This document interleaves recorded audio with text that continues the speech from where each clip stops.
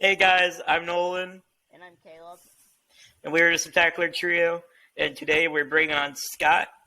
And Caleb, you were telling me that Scott is. I don't know if you used to work there or you still work there for St. Jude. He works at St. Jude. Right. Yeah. I work here on ALSAC, the fundraising arm of St. Jude. So yeah, I've been here over 25 years now. I love what I do. I work on our music and audio team. So I work with mainly a lot in the country music industry, but with a lot of different radio stations and country artists, and work with them to raise a lot of money for St. Jude. It's really cool. Caleb was telling me about that a few weeks ago, and I couldn't wait to have you on. So, yeah, could you explain I'm honored to be here, man. Anything I can do to help. I appreciate you guys having me on. Yeah, we appreciate you coming on. Could you explain how does that look like on a daily basis to just search for people to bring on radio? So.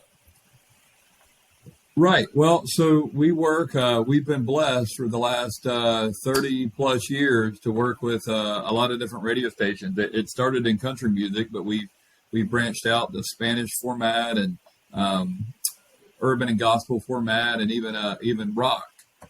So day to day, we work with. I manage the program, so I work with a lot of different radio stations, but specifically St. Jude staff out in the field who were working directly with the radio stations to get them to do 2-day broadcasts where they go on the air and they ask for money for people to call in or text in or go online and donate to St. Jude. And they get shirts like this shirt saves lives. If you become a monthly donor, you can get this type. You can get a this shirt saves lives.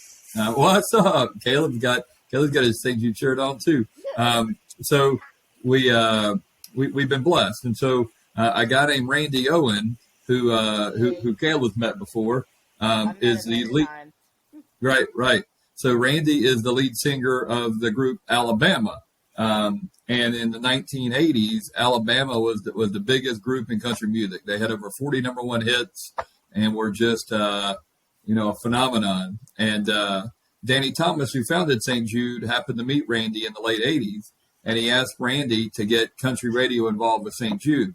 And so in 1989, Randy Owen stood up in front of an entire room full of country radio stations and asked them to start country cares for St. Jude kids. And since that point, radio stations all over this country have raised millions and millions of dollars for the kids at St. Jude. And Randy is still very involved today. He's still on tour occasionally. And since that point, we've had hundreds of country artists and artists of all genres involved in helping us raise that money and going to radio stations and using their social media to ask for donors and supporters. So, yeah, it's cool. It's amazing what one man was able to start. Danny got to Randy, and Randy got a lot of other people.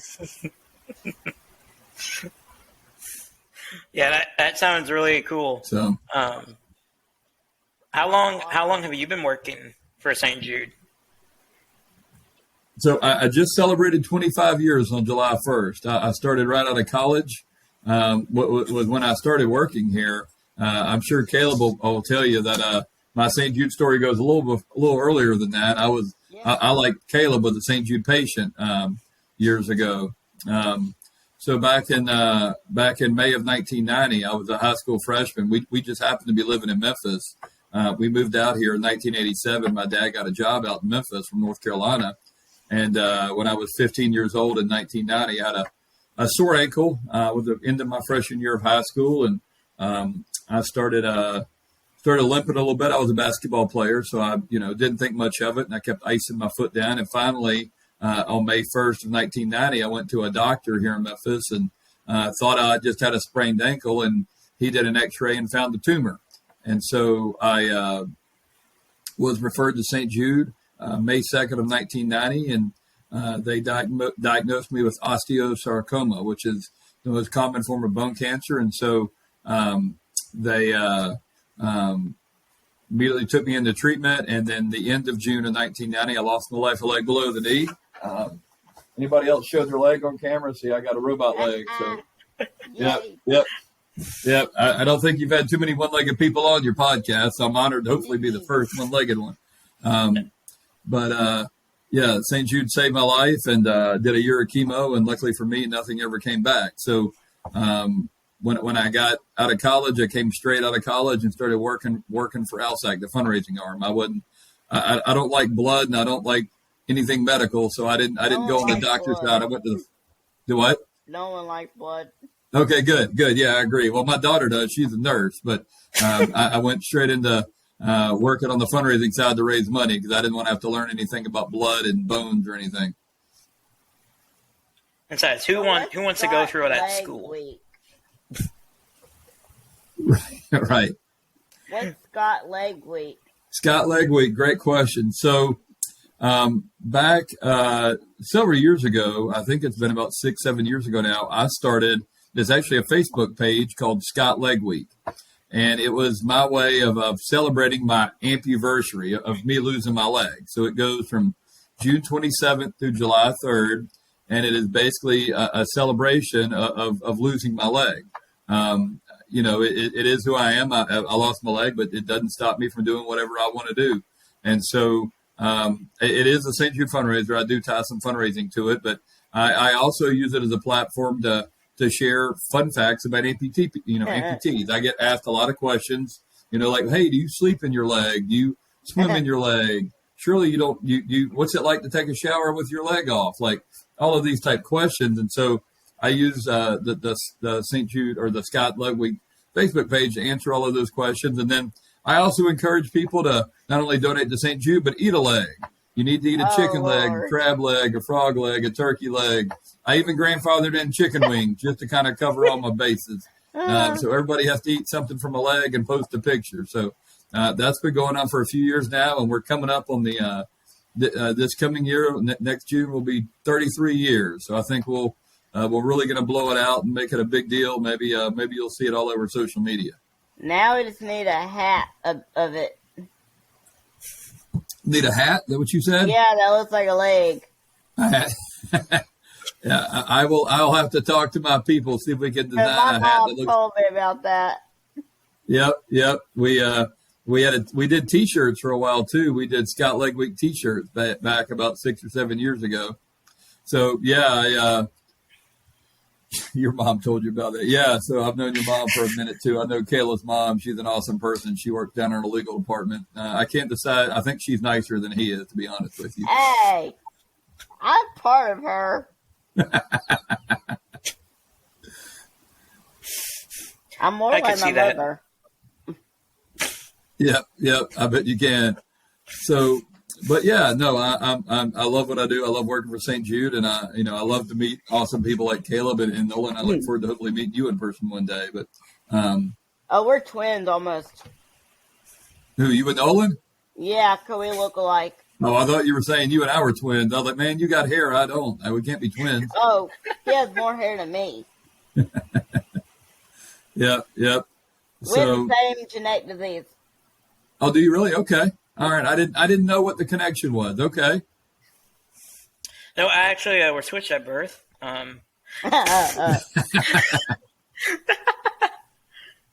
No, we're the same genetic disease. Very good. So how many surgeries have you had, Nolan? I know Caleb's had quite a few. I would probably have to go the same with Caleb. Quite a few. I honestly have no idea how many. Yeah, I didn't go to St. Jude. I went to Duke. Yep. For a lot of my transplant stuff and a lot of that. And then Children's Hospital in Aurora. That's okay. In Colorado. That's where I normally go. So. Got it. All right. Well, look, man, Caleb's one of my heroes. I know, and I don't know you as well. I know him, but he's been through so much, but he's always smiling, and he doesn't slow down, man. He doesn't slow down. That's for sure. So I take a lot from him. Like I said, I may have lost a leg, but it's kind of like people like Caleb that inspire you to keep going, and you too. I mean, you got a lot going on, but you still do what you want to do and do it how you want to do. I mean, goodness gracious, you guys got a podcast. I don't even have one of those. I I would. I think this is only my second time ever on a podcast. I'm gonna start signing autographs when I leave the room here because I feel like a celebrity now. And I saw where you guys had Peter Barta on, I think last week or recently, and I know Peter real well, a good dude. I know he's out in Denver now, but yeah, he's you ought to get him to go through his pictures with you sometime separately. He's got some amazing pictures of Yellowstone National Park and all the animals out there, and obviously he takes a lot there in Colorado too. So. Oh yeah, I was looking at his pictures. Like I can't remember. I think it was before we interviewed him. And I was like, wow. Yeah. There's so many. Yeah, They're so pretty too. He's one of, if I ever decide to do a calendar, I'm hiring him to shoot my calendar. Oh yeah. What's the funniest moment you've ever experienced? At St. Jude? Wow. Oh, wow. That's a tough one, man. Funniest moment. So I guess I can tell a few of them here. So back when I was younger than y'all, when I was a patient, Kayla, back when I was 15 or 16, I got my dad to bring me an empty urine bottle when I was inpatient, and I poured apple juice in it.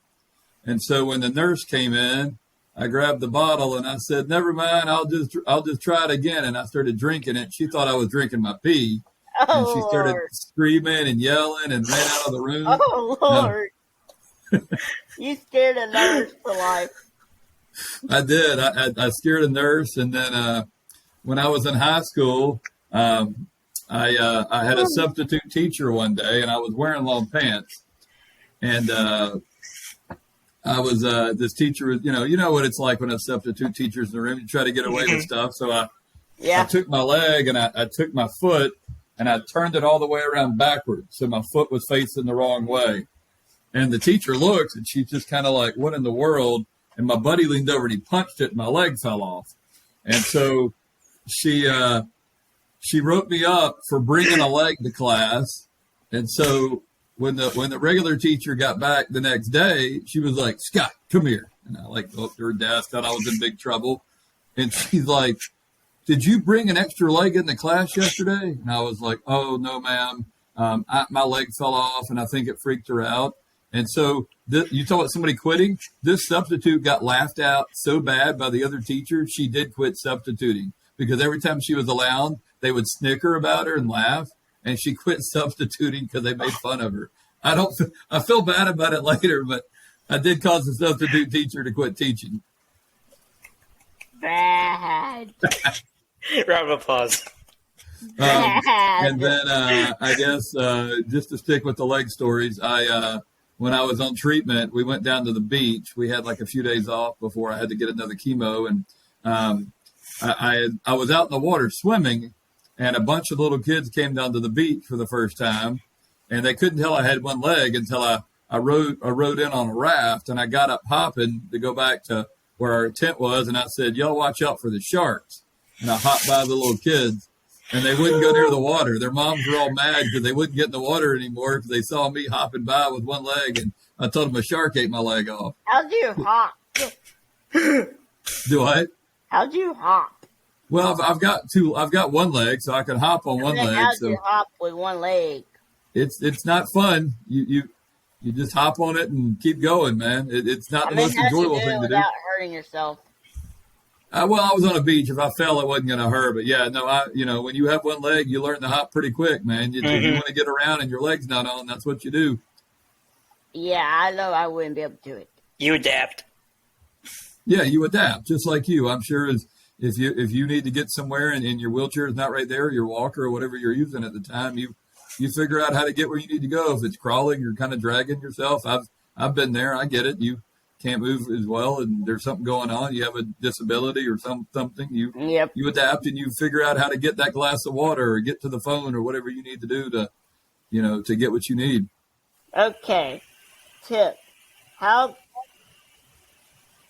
can you give me any stuff on how to rule the world? How to rule the world. Well, I think I don't think I'm quite there yet, but I would say I think you have to be pretty smart. You'd have to read a lot. You'd have to study a lot more than I have. I think you'd have to know a lot of things. But I think when you rule the world, you have to be careful and how you use your power. You want to use it for more good than bad. And I think you want to treat everybody with some type of respect, even if you don't like or agree with them. If I was going to rule the world, I mean, I would say that if you're not a Memphis Grizzlies fan, you have to live in a much smaller house than Grizzlies fans. If you and I think as a Dallas Cowboys fan, I would say, listen, if you're a fan of the Philadelphia Eagles or the Washington Commanders, you have to have a job where you have to pick up trash for a living. So those would be the things I would add in if I ruled the world. But that's just me. But like I said, I'm not treating anybody bad. I'm just making sure they don't live as nice as I do. Yeah, that seems good. Yeah, seems right. Yeah, I'm not hurting anybody. I'm just trying to make sure that you understand you chose the bad team to support, so you have to live less than I do. You're not saying that we're wrong.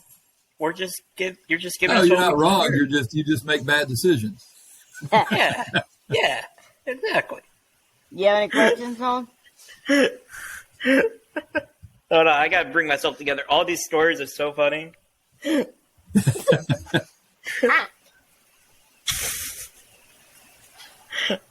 All right, I'm trying to think. Get stuff together now. All your stories kind of just caught me off guard, and now I'm just laughing in my head, and now I can't think straight.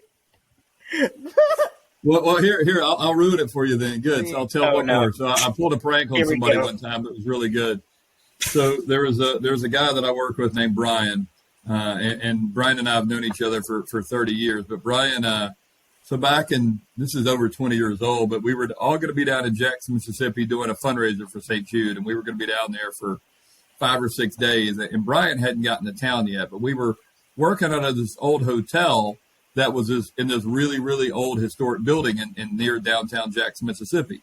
And so me and another person I worked with were there, and the first thing she said was, man, this place is probably haunted.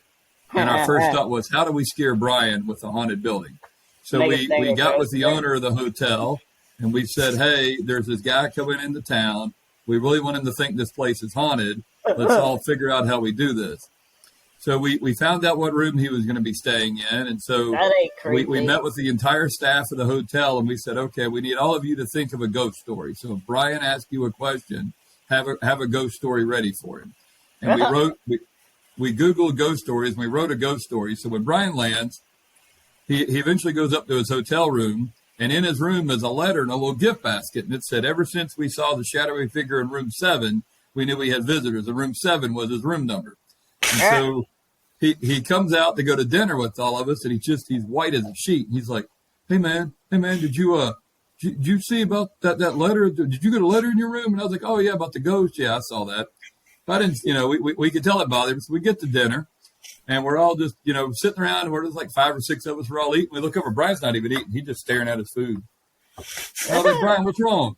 He goes, man, why would you tell people you got ghosts? That scares people. And I was like, man, it's just marketing. No, stop marketing. It scares people. So we've got this, man. He's freaking out, right?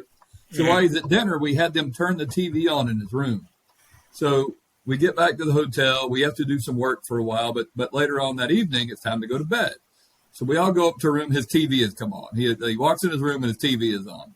So he is not comfortable. And I'm in the room next door. Keep in mind, this is where it backfires on me. So I've been in room. I get in my room. I don't even have a leg on. Knock on my door. Open it up. Brian's standing there with his pillow. Hey man, can I sleep on your couch? I can't sleep in their room. It's haunted. So now the man wants to sleep in my room because he's scared of sleeping in his room. So it's backfired on me. Mm-hmm. So I'm like, dude, man, you can have the couch. You're not getting into bed. So he's asleep on my couch, middle of the night, kind of what we were talking about earlier. If you got to go to the bathroom and you don't have a leg on, you have 2 options, hop or crawl. And you certainly don't want to hop in a hotel because you don't always know your way around. So I'm on my knees and I'm crawling to the bathroom, and all he sees is a head going by. And so he jumps up ready to punch me because he thinks it's a ghost coming by. So the next morning I wake up, my alarm goes off. I look up and Brian's just staring at me. I'm like, whoa, what? And he's like, man, did you hear all those noises last night? I'm like, no, I didn't. So I go downstairs and I find my other coworker. I'm like, listen, we got to kill this. We got to kill this prank. Like it ain't good. Like he's freaking out. He slept in my room, like the whole deal. And so he comes downstairs and he sees the front desk girl and he goes, man, this place isn't haunted, is it? And of course she did what we told her to. She goes, yeah, I was down that hall and it got real cold and this lady walked right by me. And so like he is just completely losing his mind. And he ended up checking out of the hotel and moving to another hotel because he was so sure that the ghosts were going to get him, even though we made it all up. So there's your ghost story. I'll see how it backfired. Did you never? Yeah, we tell told him him it was a joke, but he didn't believe it. We did, but he didn't believe it. He was so sure that he had heard ghosts, and everybody had told him there were ghosts. Don't they notice, Brian? I'm not going to say last names, but you might have met him before, so don't use last names. I don't want to out anybody. Okay, because I just want to know. You've probably Brian met him. I'll just say you've probably met him in all your years. because my mom introduced me to a lot of people there. Yeah, you've probably met him. So, but there's your ghost story for you. You should write a book off of that one. Yeah, it backfired pretty bad. Hey, you could call it the backfired prank. Yep. The prank gone wrong. Right. The prank of backfire. Since you were talking about that one backfired, what other stories like you told today? You told a few. What kind of happened after you drank the apple juice? I'm kind of concerned now. No, she started screaming, "He's drinking his pee," and ran out of the room. And a couple other nurses came in, and by this point, I was laughing so hard. They quickly figured out it was apple juice. But okay. And this is well before, this is in the early 90s, so there was no phones to record it or anything like that. But yeah, I was the first one to put the apple juice in the urine bottle. I think a few kids did it after me, but I was the first one to do it. Again, you start with a clean urine bottle, not a used urine bottle. You got to be very careful in selecting how this prank happens. How do you know it's clean? Because I watched my dad get it out of the wrapper off the shelf in the hallway. That's how I knew. Okay. I was about to ask, is it brave. clean? Yeah. No, you always, if it's not coming out of a wrapper, brave. It's not worth it. Nope. You were brave.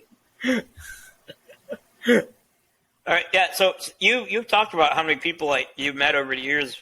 Have you met a lot of them one-on-one, right? I'm guessing. Are we talking about country music stars or what? Yes. Yeah. Yeah, I've been blessed, man.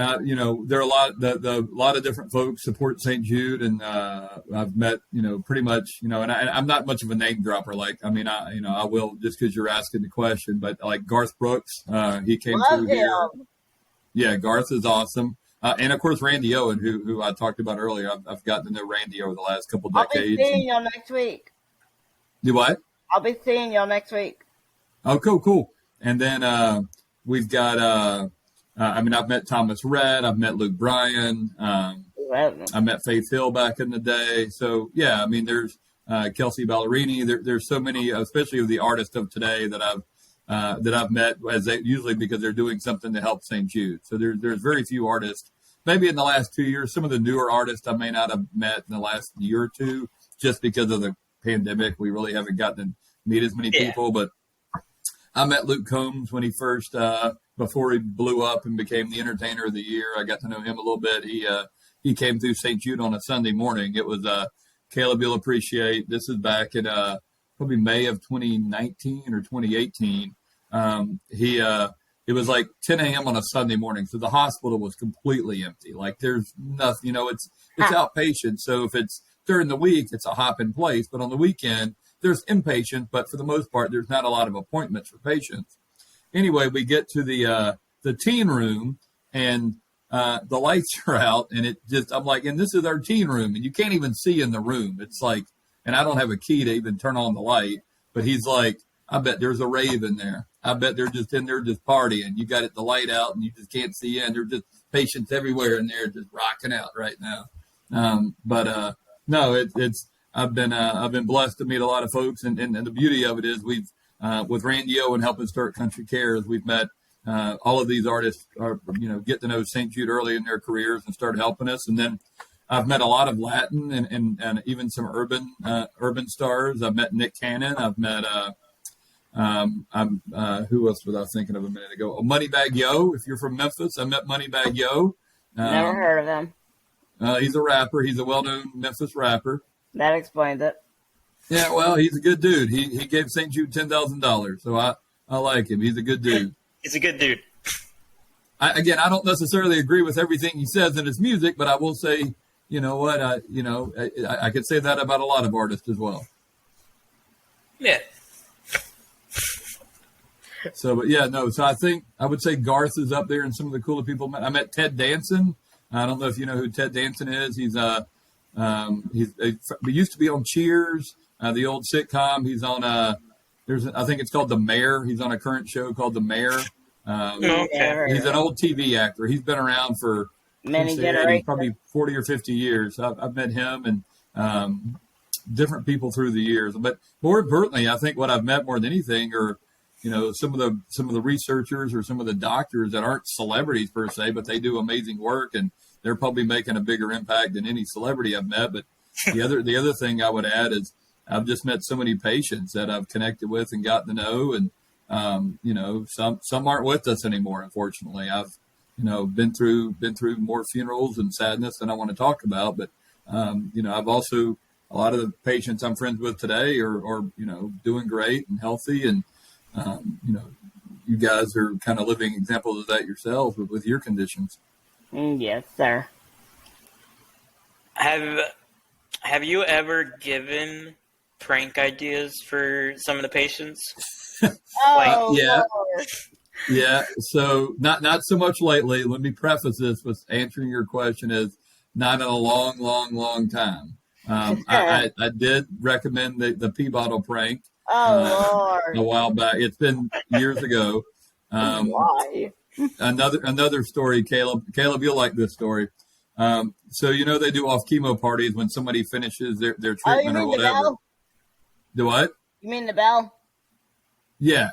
So they'll ring the bell or whatever. So none of that was around in 1991. When I finished up chemo in March of 1991, none of that was around. So I like to say that I created the off chemo party. So in 1991, I had seen my nurse enter the intercom number for all of the hospital, that goes all over the hospital. So the day that I got off chemo, I had what we used to call a boom box, or a big radio that you played. I'm really making myself sound really old, like tapes in it. So I had a tape player, and I stole the intercom, and I said, I got off chemo, and I played Born to Be Wild by the Animals throughout the whole hospital. And then I hung up, and I had a bag of confetti. And I don't mean like a little bag. I mean like a trash bag. And I went everywhere, just confettiing everybody and everything, the whole way down, all the way out the door. And so after that, they started creating their own off-chemo parties to keep people like me from confettiing the whole hospital and stealing the intercom for the whole hospital. So, again, I like to think I helped create the off-chemo party. That is awesome. That's hilarious.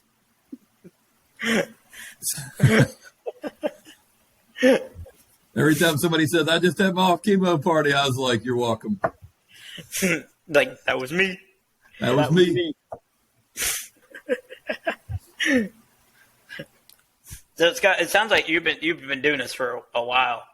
So just yeah, you know what, man? Like I said, St. Jude saved my life, so I love being here. I love working here. I love what I do. I mean, that's the most important thing: is find a job you love and you'll never leave it. And so I do a lot to meet amazing people and get them to donate to St. Jude, or inspire them to do certain things, like use their social media or use their platform or talk to their company or their group to help St. Jude. So yeah, I mean, it's really fun, man. I love what I do, and I'm a people person. I love to get out and meet people and me too. Figure out how to win them over and get them involved with St. Jude. What'd you say, Caleb? I said me too. Yeah, you're kind of outgoing. I've hard to keep Kayla from talking. It's okay.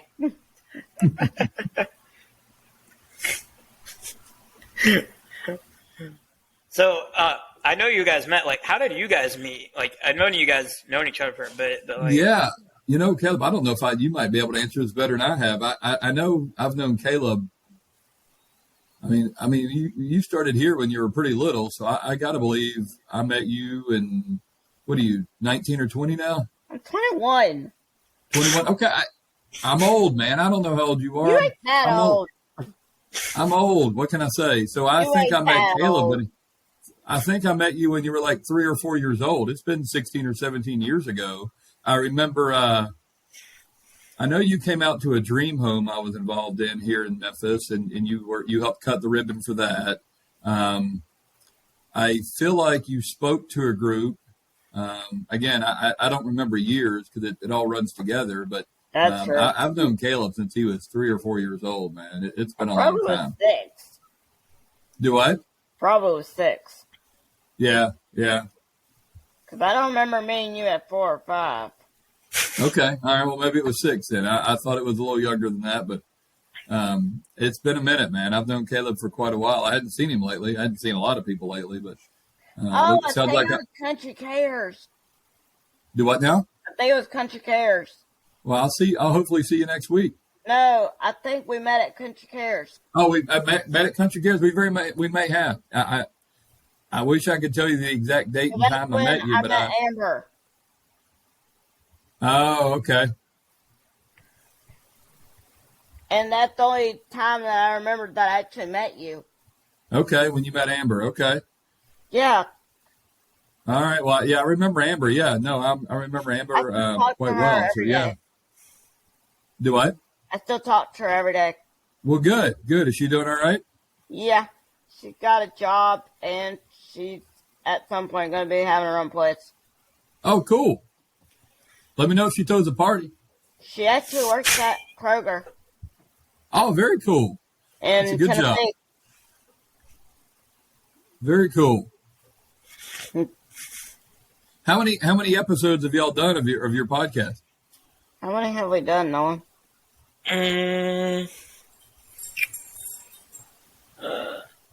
Around like 30, over 30 now. Wow. Who else have you had on? Have you had Rick on yet, Caleb? I've tried, but I don't know how to get in touch with them. I got you. All right. He said he would get back to me, but never did. Well, I'm sure maybe your mom can. You might see him next week. Talk to him next week. Every time I do, something always goes in the way. Literally, even people when I'm trying to get to him. Well, you need to get like a little stick you can beat people back with, so you can That's get what I've you been need to telling my parents, but they said, no, we ain't handing you a stick because then you're going to beat people with it. I agree with them. And then I said, I won't beat them. I'll just tell them nicely to get out of the way. And then if they don't, then he'll beat them. Yes. Yeah, I'll hit then you with got that. to move them right. Yes, because they said, we ain't allowing Caleb to have no weapon. They already threw away my bell. Oh wow, Literally. they're They rough on said- you, man. It's a hard living environment. They said, he don't need a bell because then he's going to be the boss of everyone. And he already Well, no said offense, he's man. the boss of everyone. I think you're pretty bossy, bell or no bell, to be honest with you. Oh, I know I am. He just knows it. Hello. I think I'm the boss of everyone, really. Well, that's why you're asking me about how to be king of the world or whatever. No wonder. You No, try to take it. my mom put that on my note to ask Well, you. that's a great question, man. I had never been asked that. What else is on your list? His story, how he came to St. Jude, what he does now, Scott's Right. leg week, funniest moment, tips he can give you to rule the world. We covered a good chunk of that. If I knew how to rule the world, I'd have people cooking my dinner every night. I already have that. Well, I don't. I got to cook my own or I cook for get my my family. One of the way two. any day. What's your favorite food? What do y'all like to eat? Oh, I eat junk food. Junk food. Yeah, What I about don't you, like Nolan? it healthy. I like eggs. Okay. That's Probably my breakfast, favorite. That's still food. not food. It's Probably my breakfast. favorite type of food is breakfast. Honestly. Wow. No. Solid. So You got to love breakfast, man. Breakfast will be, I think I put breakfast over lunch. But dinner's my favorite. Oh. I would go either a good steak or a bunch of seafood, man. I eat anything that swims. seafood's pretty good too. That's my mom. That Yep. does seafood more than me.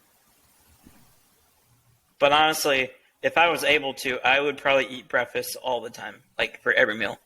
It's I- hard not to. I agree with that. I'm I'll make an omelet every now and then for lunch, man. Yeah. I'll eat like pasta if I could every day. You'd eat what? Pasta. Pasta. Yeah, like Yeah. noodles. My wife is a big pasta person. I mean, I'll eat pasta. It's not my I love ultimate favorite. spaghetti noodle. I love ramen noodle pasta. I love Alfredo, angel hair. Well, all right, you knocking them all out, man. Yeah, I eat a little pasta, not as much as other people, but I do like it. Like I said, there's not much food. The only two foods I will not eat are mushrooms and asparagus. They are non-negotiable. I don't care how your mama makes them. I'm not going to take a bite. I love asparagus. Well, I'm surprised we're friends. It's you know what? I'm just being honest. When I married my wife, I told her we weren't going to eat asparagus and mushrooms, and that was just part of our wedding agreement. Oh, I agree with you on Was it in the other contract? food that I would not It was eat. in the contract. What contract? I'm kidding. I'm kidding. No, I want to see this contract. I said too much. No, you Yeah. haven't. In fact, I went over to St. Jude a few weeks ago and I ordered. They had spinach, and it just said spinach Ew. on the little thing. And I was like, "Here, I'll take the spinach." And I got back to my desk to eat, and it was spinach with mushrooms. And I wanted to sue. I was like, "Can I sue St. Jude for putting mushrooms and spinach and not telling anybody?"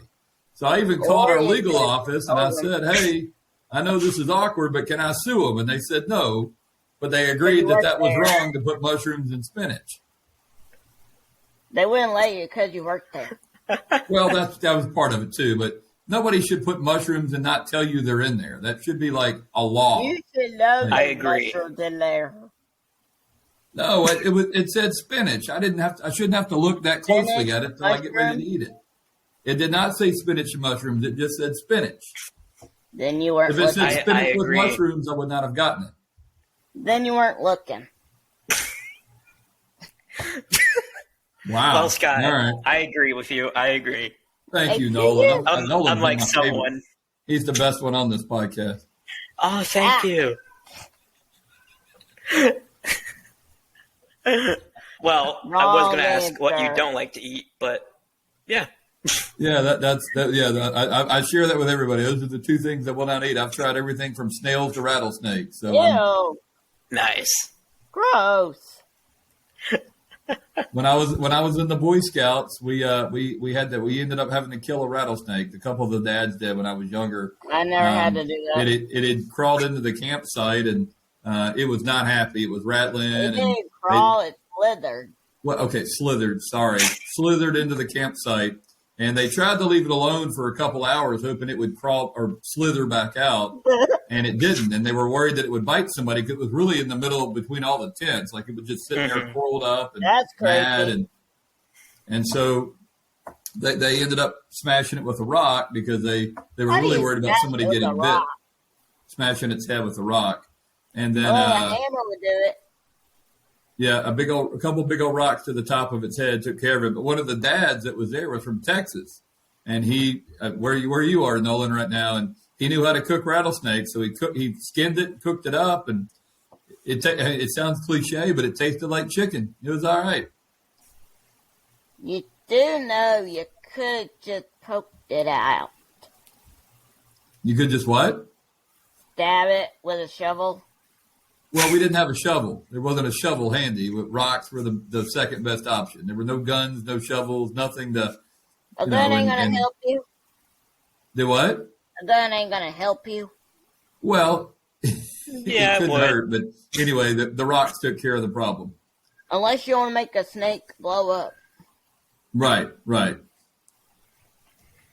Well, I would just yeah, say I've heard. put a bomb in the snake. Well, we didn't have that option either. What were you going to say, Nolan? Yeah, I've heard snake tastes like chicken. So I don't think I've ever had snake. That's Like because they ate a rattlesnake, so. chicken. Yeah, I tried squirrel one time. Don't eat squirrel. It's not very good. I've tried that before. It's hairy. Mm. Well, Caleb, you don't just eat the squirrel; you skin it. You do Yeah, that with it all was cooked. animals. It was grilled squirrel, but it wasn't very good no matter how they grilled it. Ew. I'll Caleb, take have you- grilled chicken, not grilled squirrel. How do you think we get food, Caleb? I don't know. He only eats junk food, he said. True, Junk food true, and pasta true. is Yeah. all he eats. So Some junk Yeah. food. he just assumes bags of chips grow on trees, probably. No.